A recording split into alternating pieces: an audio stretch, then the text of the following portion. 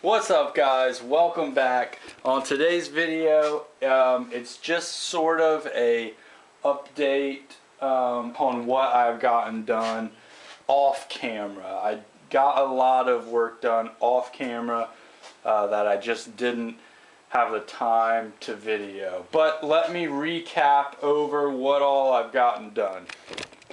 So let's start with the left of the engine bay here. I have gotten the wiring harness in place. It comes through that hole right there.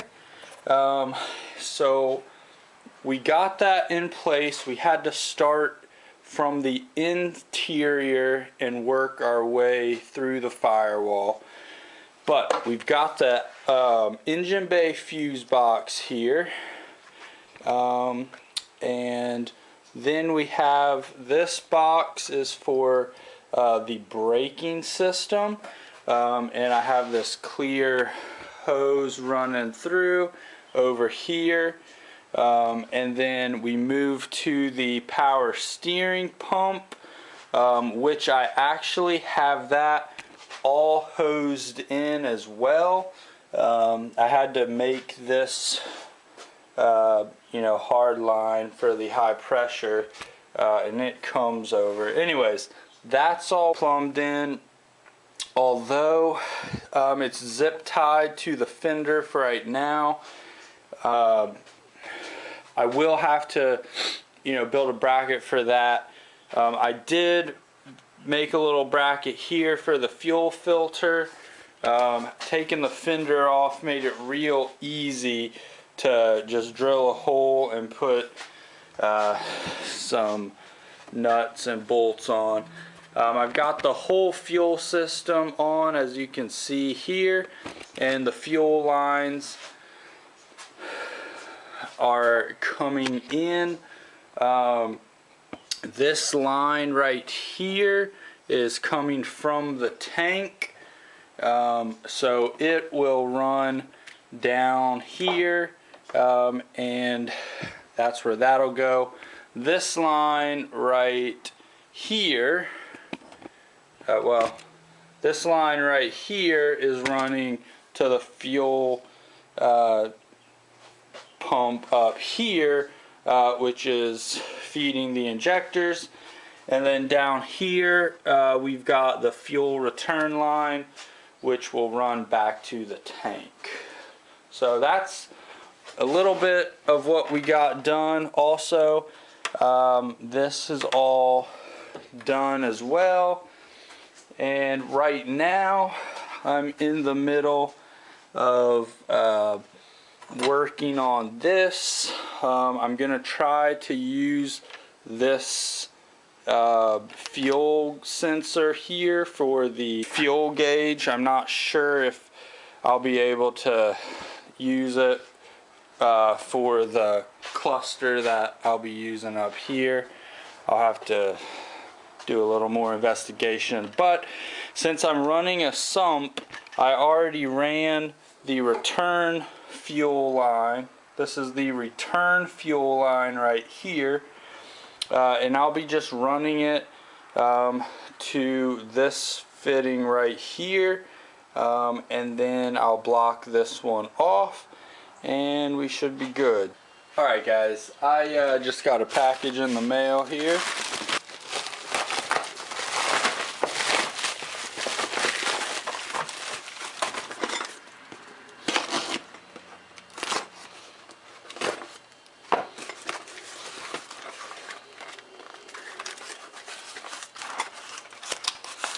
And it is the sump. Very fast shipping. It got here in like 2 days. So this is the sump. It just came in the mail. I've got I guess it comes with a drain plug down in the bottom to drain the tank if you need to. And this actually slips in here like this, and sandwich plates against the top of the tank. So it looks like it goes like this. Sandwich plates, and then you've got 2 screws that stick up and screw into here from the bottom and hold this into place. So pretty sweet little setup here. It comes with, it looks like it comes with all your fittings that you need, different sizes, and then it also comes with the hole saw and some tape for the fittings. But yeah, all in all, pretty stoked. It's actually a really long fuel tank. It runs all the way back there to right here. So I already drilled a hole right here and emptied the tank out. So it's completely empty. I am going to put the feeder here, and I probably should have put it back there now that I'm thinking, or like right here, but this place is where I put the hole, so gonna roll with it there.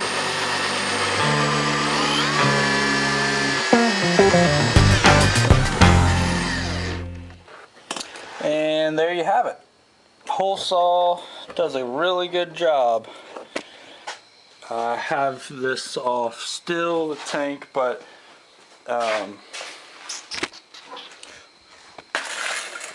underneath here you can see our sump right there. At this point, all that is left. I have the throttle cable all hooked up. At this point, all I need to do now is wire in, actually you can see it right there, that labeling down in there, the white, that is the lift pump. All I need to do is wire the lift pump into the switch, or something that is you know, switched on when power comes on, and hook up a battery or 2, and literally this thing will start up on its own. And I do also need to hook up the drive shaft to the transmission. I will most likely either be doing that this week, or I will be possibly going up to my cousin's house and trailering this up to have him work on it with me. So anyways, that is where we're at. I'm gonna probably call it a night for tonight. Welcome back. Right now we're loading the B3000 onto my gooseneck. We're gonna take it over to my cousin's house tomorrow. It's Saturday, excuse me, Saturday, and we're gonna go ahead and get the last few things tightened up on here. The wiring harness is complete out in the engine bay here. I need to do a little cutting here to get the intercooler to slide back up in there, and then we need to run the intercooler piping on both sides, and I've got coolant in there. I've got the power steering all bled. That should be good to go. And I got the clutch pedal in there, so everything should be good. I do have the axle. Hopefully we'll be getting that straightened out tomorrow. But man, it's so nice having this winch here, and it just winches right up on the trailer.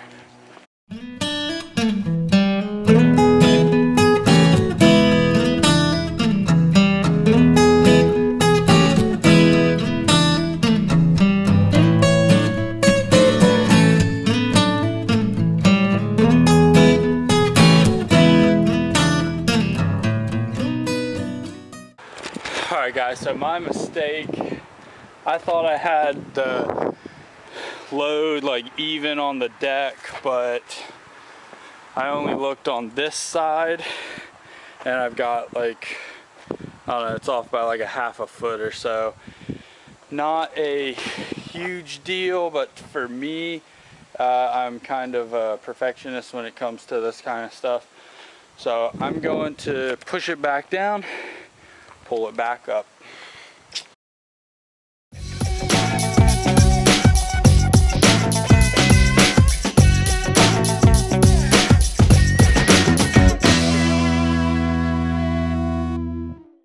Now that I got my OCD on this part done, you can see now it's evenly on there, exactly 2 boards on either side. I run 2 straps right here going this way and 1 strap right here, and then typically I run one coming like here and then same on the other side. But that is that. Here's a look at the lift pump.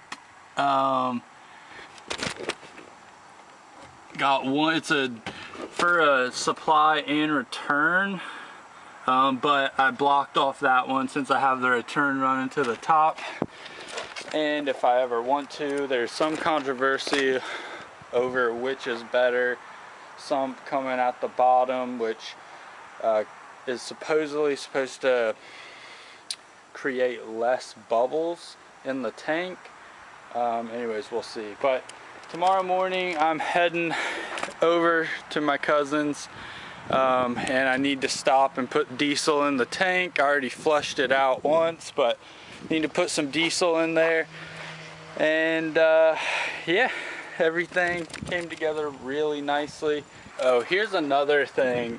I just opened my toolbox here where I keep all the straps, but just a side note, like if you fold your straps when you're done with them, like it's so nice to just come to straps that are folded up. You don't have a huge tangle. You can just, you know, grab. These are what I use so I don't scuff up the trailer. But I mean, you just grab your straps and, you know, it's just super nice. I have not picked up a trailer battery yet. I just haven't, you know, had the need at this point. I've always had a spare battery lying around. One of these days I'm gonna go probably pick up a vehicle and forget a battery though. So soon I should get a battery box and just install a battery and keep it in there. But at this point I haven't, and I probably will get a solar charger for it too. But I'm gonna go ahead and get this strap down. I just put 1 strap around here, like that, and go around this one like that. I do this just so I don't scratch up the paint. I'm sure when the newness of this trailer wears off, I might not be as particular. But when you put, you know, a lot of your hard-earned money in an investment like this, kind of feel like you owe it to yourself to take care of it. So that's what I'm gonna do. Some people might be like, oh, you're, you know, paying too much attention to detail or caring too much about work stuff, but that's fine. It's just the way I do things. So another reason why I like to run them back here instead of like coming up here is because when I run this strap over, it holds this ramp down from bouncing around if you hit a bump. Which I don't think the ramp would ever like hit a bump hard enough the way this is set up. I don't think it's ever gonna open up on you. I think it's designed like this. I know like big Tex trailers, they have a little arm that like attaches to it to keep it from bumping out. But yeah, I don't think that would ever be something to worry about on this ramp. But it does, you can hear it bouncing up and down when you hit a bump when there's nothing on here. So the strap, laying across here does help for that.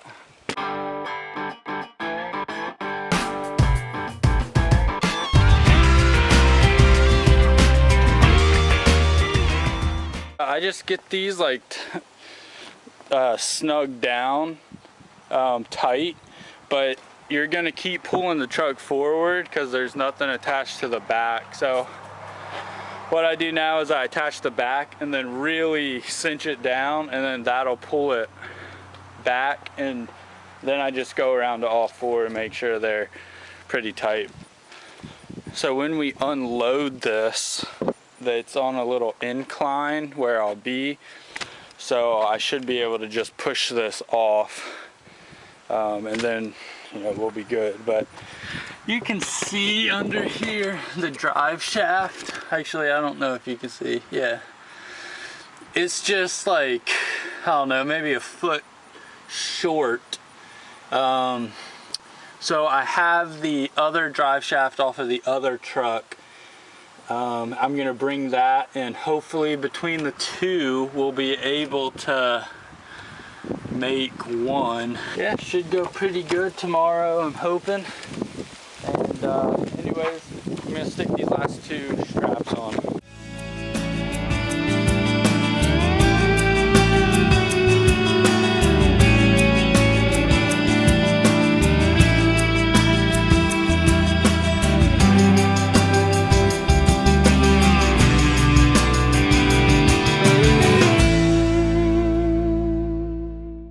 For you haters out there,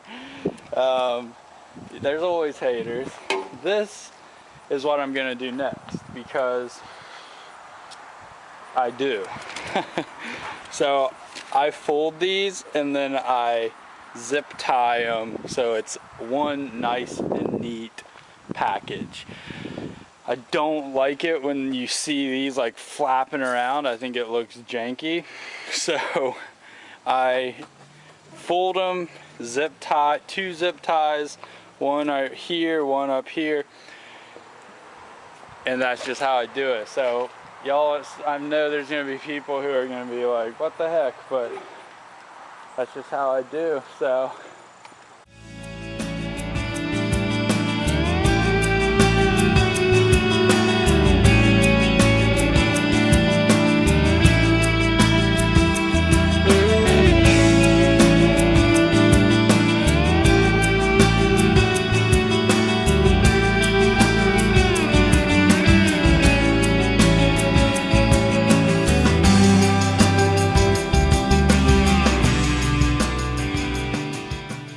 that's how I do it.